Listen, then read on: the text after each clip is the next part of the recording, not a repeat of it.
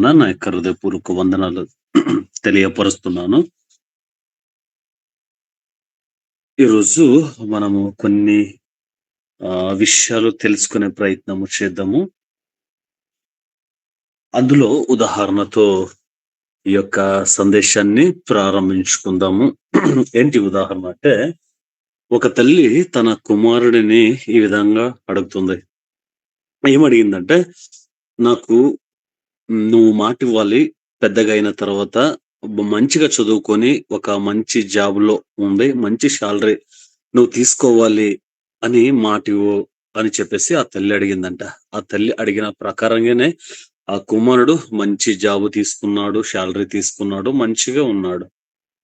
అలా కుమారుడు విషయానికొచ్చినా, కుమార్తె విషయానికొచ్చినా, లేదా తమ పిల్లల విషయానికొచ్చినా అదే విషయాన్ని స్నేహితులతో మనం పోల్చుకున్నప్పుడు, స్నేహితులను మనం అడిగినా, లేదా బంధువుల దగ్గర ఉన్నప్పుడు, లేదా బంధువుల నుంచి మనము అపేక్షించినా, లేదా మనకు తెలిసినటువంటి వారిని మనము ఏదైనా అడిగినట్లయితే, వాళ్ళ నుంచి చేసే సహాయం ఏదైనా ఉంటే వాళ్ళు చేస్తారు.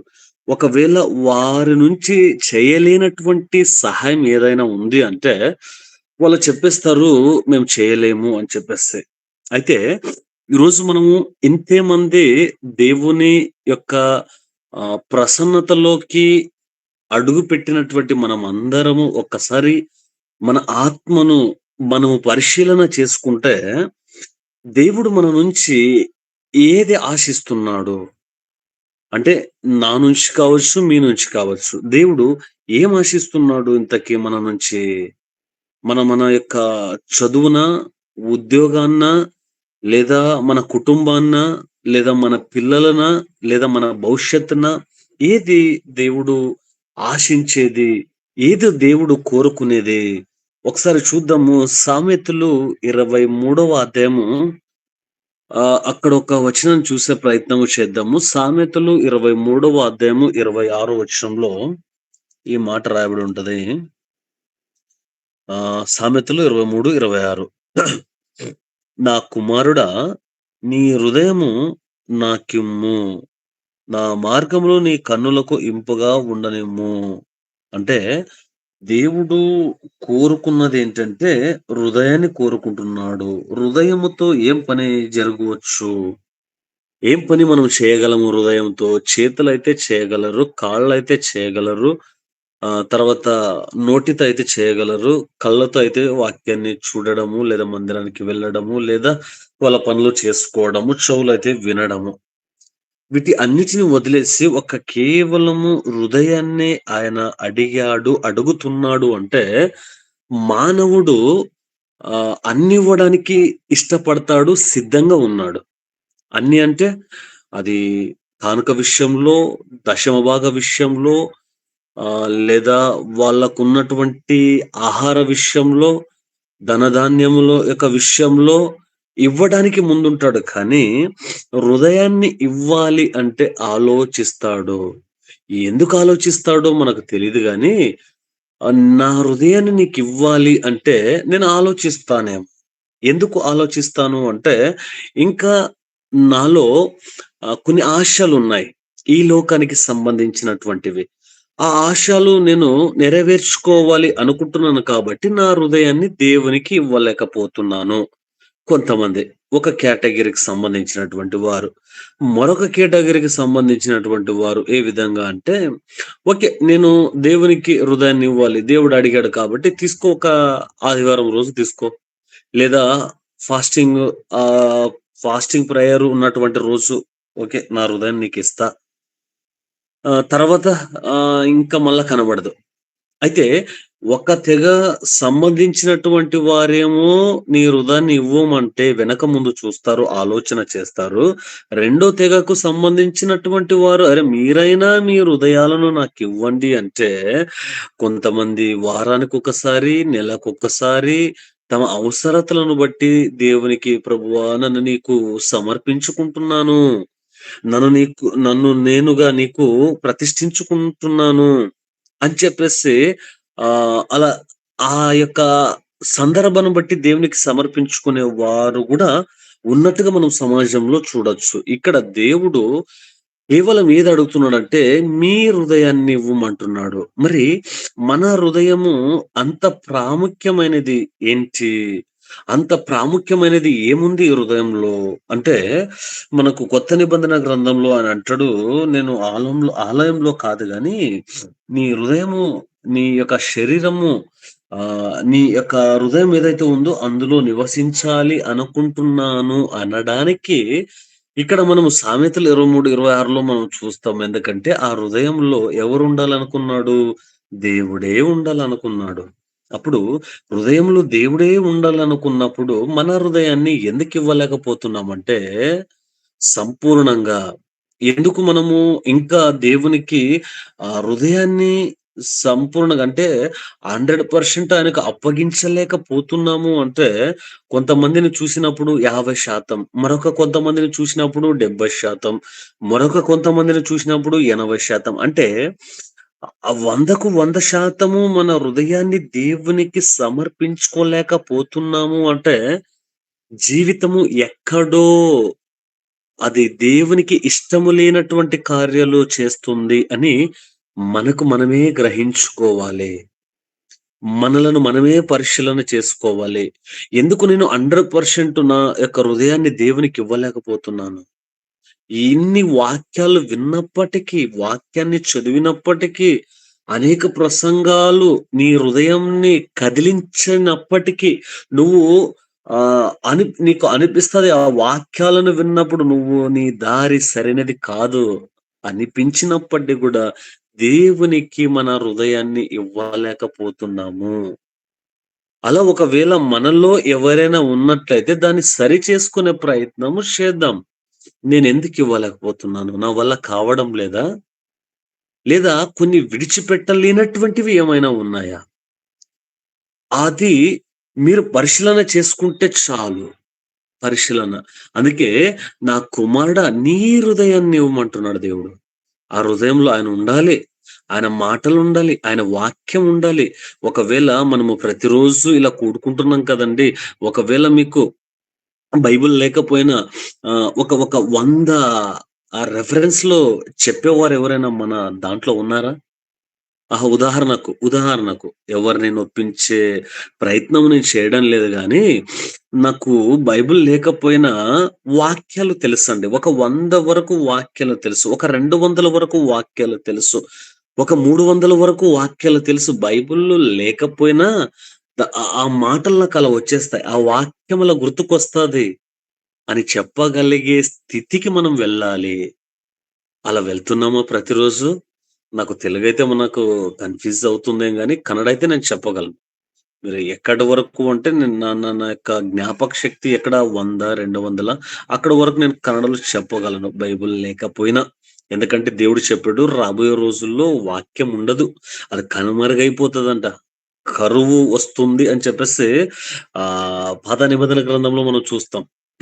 అంటే రాబోయే రోజుల్లో వాక్యం చెప్పేవారు కనిపించరు. బైబిల్ కనిపించదు. అందుకే ఇక్కడ ఏం గుర్తు చేస్తున్నానంటే, హృదయాన్ని ఎందుకు ఇవ్వమన్నాడంటే, ఆ హృదయంలో ఆయన ఉండాలి. ఆయనంటే ఆయన వాక్యాలుండాలి. అందుకే దావీద్ అంటాడు కదండీ! నీ యొక్క మాటలు లేదా నీ ఆజ్ఞలు నా హృదయంలో ఉన్నందున నేను పాపము చేయలేకపోతున్నాను. పాపానికి దూరంగా ఉంటున్నాను. పాపం దగ్గరికెళ్ళలేకపోతున్నాను. కారణం ఏంటంటే, నీ మాటలు నా హృదయంలో ఉన్నాయి. ఎవరి మాటలు? దేవుని మాటలు. ఆ దేవుని మాటలు ఎవరి హృదయంలో అయితే ఉంటాయో, ఆ మనిషి పాపము చేయడానికి ముందుకు వెళ్ళడు. ఒకవేళ తెగించి ముందుకు వెళ్తున్నారో కొంతమంది తల్లిదండ్రులు అంటూ ఉంటారు. నా కుమారుడు లేదా నా కుమార్తె లేదా నా భర్త లేదా నా భార్య ఈ విధంగా మందిరాలకొచ్చినప్పటికి గూడా వాళ్ళ జీవితం మారలేదండి. వాళ్ళ బ్రతుకులు మారలేదండి. వాళ్ళ జీవితాలు మారకుండా, బ్రతుకులు మారకుండా దేవుని సన్నిధిలో ఆదివారం కనిపించేవారు ఎంతమంది లేరండి? అలా వాస్తవానికి మారారా అంటే మారినట్టుగా కనిపిస్తున్నారు. అపోస్తల కార్యములు 8వ అధ్యాయము మీరు మొత్తము చదవండి. అక్కడ గారడీ చెయ్యి సీమోను వాడి నుంచి చాలా విషయాలు మనం నేర్చుకోవచ్చు. అంటే మారినట్లుగా కనిపించాడు వాడు. ఈరోజు కూడా నేను, మీరు అలా కనిపిస్తున్నామేమో! దాన్ని సరిచేసుకుందాం. దేవుడు అదే అంటున్నాడు. ఆ హృదయాన్ని నాకివ్వు. ఎందుకని? నేను సరిచేస్తా. ఒకవేళ ఒక ఒక ఒక నోటు బుక్ మీద మనం ఏదైనా రాసినట్లయితే పెన్నుతో, దాన్ని సరిచేయాలంటే మన వల్ల కాదు. అదే పెన్సిల్‌తో రాసినప్పుడు, ఆ లెజర్‌తో మనం ఏం చేయొచ్చు? దాన్ని తుడిచిపెట్టి వేరే కొత్త విధంగా రాసుకోవచ్చు. అయితే మనమే మనకు కొన్ని సార్లుగా ఏ విధంగా రాసుకుంటామంటే పెన్నుతో రాసేస్తాం. మళ్ళీ దానికి వైట్నరేయాలి. ఆ వైట్నరు మళ్ళా రాయాలి దాని మీద. అప్పుడు తెలిసిపోతది గదా! ఓహ్! అక్కడ ఏదో జరిగింది వైట్నరేసినారు. మళ్ళా దాని పైన రాసినారు. అది కాదు దేవుడు అంటున్నది, కోరుకుంటున్నది. మరి ఏది కోరుకుంటున్నాడు? ఏది అంటున్నాడు? అంటే ఆయన చూడండి అందుకే హృదయాన్ని ఏం చేయమంటున్నాడు అంటే హెబ్రీయులకు రాసినటువంటి పత్రిక 3వ అధ్యాయము 12వ వచనంలో ఈ మాటుంటది. హెబ్రీయులకు రాసినటువంటి పత్రిక 3వ అధ్యాయము 12వ వచనంలో ఈ మాటుంటది. సహోదరులారా, సహోదరుల ఆ! చెప్పండి. చదవనా? జీవము గల దేవుని విడిచిపోవునట్టి విశ్వాసము లేని దుష్ట హృదయము మీలో ఎవని యందైనను ఒకవేళ ఉండునేమో అని జాగ్రత్తగా చూచుకొనుడి. చాలన్న. Thank you.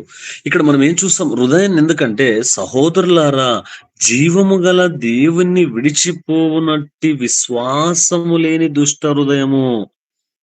హృదయం మీలో ఎవని యందైనను ఒకవేళ ఉండునేమో అని జాగ్రత్తగా చూసుకోండి. ఈరోజు చూడండి అదేదో ఒక కర్ణాటకలో ఒక ప్రాంతానికి వెళ్ళినప్పుడు ఆ యొక్క సంఘాన్ని పరిశీలన చేసినప్పుడు ఆళ్ళు ఏ విధంగా ఉన్నారంటే, కొన్ని రోజులు ఆత్మీయంగా ఉంటారంట. కొన్ని రోజులు లోకానుసారంగా జీవిస్తారంట. మళ్ళా సేవకుడు పోయి అక్కడ వాళ్ళకి చెప్పి బలపరిస్తే మళ్ళా ఒక వారమో, 2 వారాలొస్తారు అంతే. మళ్ళా నెలల తరబడి కనబడరంట. అంటే ఇది ఏం చూస్తున్నామంటే దుష్ట హృదయము మీలో ఎవని యందైనను ఆ దుష్ట హృదయము మనలో ఉంటే దేవునికి దగ్గరకు రాలేకపోతాం. వాక్యాన్ని చదవలేకపోతాం. మోకరించి ప్రార్థన చేయలేకపోతాము. ఎందుకంటే, ఆ దుష్ట హృదయము నాలో ఉంది కాబట్టి. ఆ దుష్ట హృదయాన్ని నేనేం చేయాలి? ఉందో లేదో అని పరిశీలన చేసుకోవాలి. పరిశీలన చేసుకోవాలంటే అప్పుడేం చేయాలి నేను? ఇవ్వాలి. ఏదివ్వాలి? ప్రభువా! ఈ హృదయము చెడిపోయున్నది. ఈ హృదయము పాపముతో ఉన్నది. ఈ హృదయము ద్వేషముతో ఉన్నది. ఈ హృదయము అసూయతో ఉన్నది. ఈ హృదయము మనకు ఏ విధంగా ఉందంటే, ఈ లోక సంబంధమైనటువంటి కామముతో ఉన్నది. ఈ హృదయాన్ని బాగు చేయగలిగినటువంటి దేవుడు మీరు కాబట్టి, ఈ హృదయాన్ని ఏ ఒక్కరు గూడా బాగు చేయలేరు. మీరొక్కరే బాగు చేయగలరు. ఉదాహరణకు మీరు ఒక మార్కెట్‌కి వెళ్లి అక్కడున్నటువంటి కూరగాయలను చూసినప్పుడు, ఏవి తాజాగా ఉంటాయో వాటిని మాత్రంగే తీసుకుంటారు. ఏవి మంచిగా ఉంటాయో వాటిని మాత్రంగే అది వంకాయ అయుండొచ్చు, ఆనియన్ అయుండొచ్చు, లేదా బెండకాయ, కాకరకాయ మీరు ఏది తినేది ఏదైనా కావచ్చు. అది మంచిగా ఉంటేనే తీసుకుంటాము. చెడ్డవైతే మనం ఏం చేస్తాము? వాటితో మనం ఏం చేసుకుంటామండి? అది వద్దు.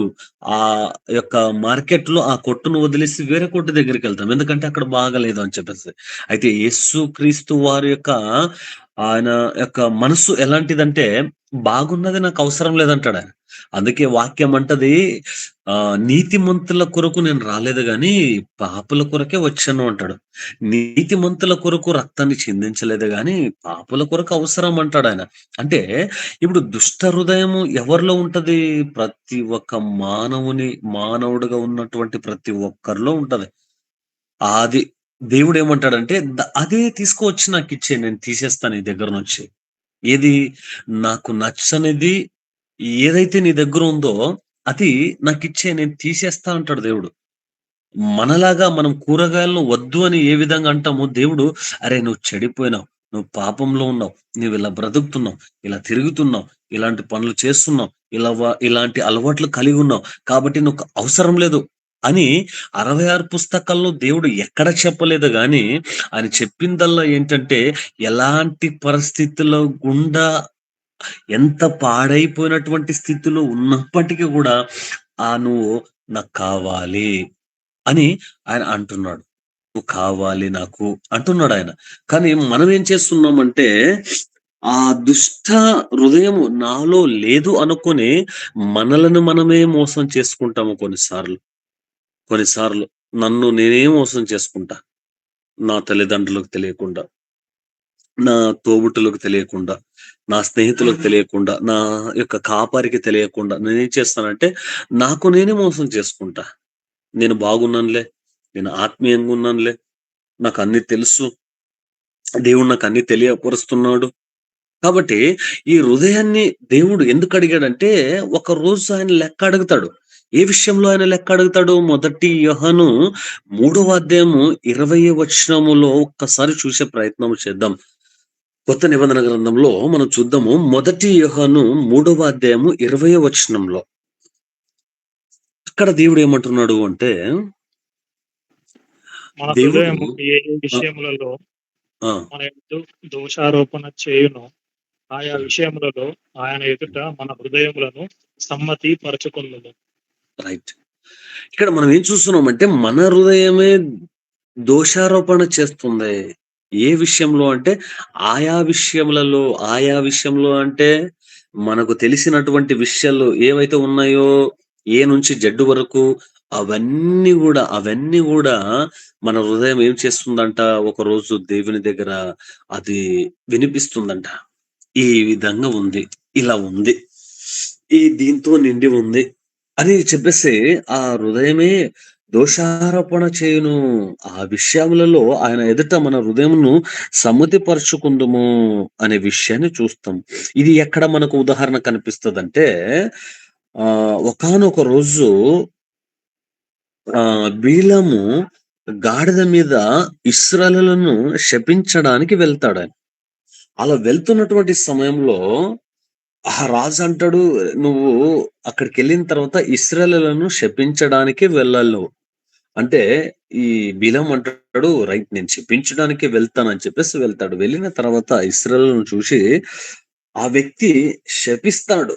కానీ వాక్యం మనకేం సెలవిస్తదంటే, దానిని ఆ ఇశ్రాయేలీయులు ఏ విధంగా వాళ్ళకు వినిపిస్తుందంటే అది ఆ శాపమే ఆశీర్వాదకరంగా వినిపిస్తుందంట.